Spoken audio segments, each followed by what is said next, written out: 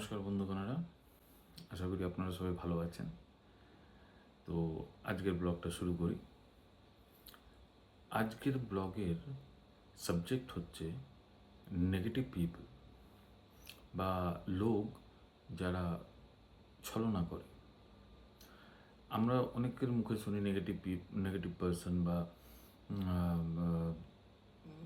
ষড়যন্ত্রকারী লোক।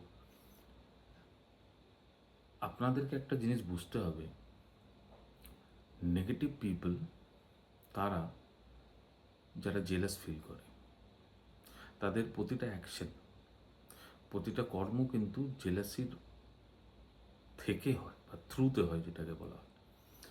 তাদের কথোপকথন, তাদের মাইন্ডসেট, তারা সব জিনিসের ছোটো মোটো ব্যাপারেও ক্রিটিক্যাল হবে।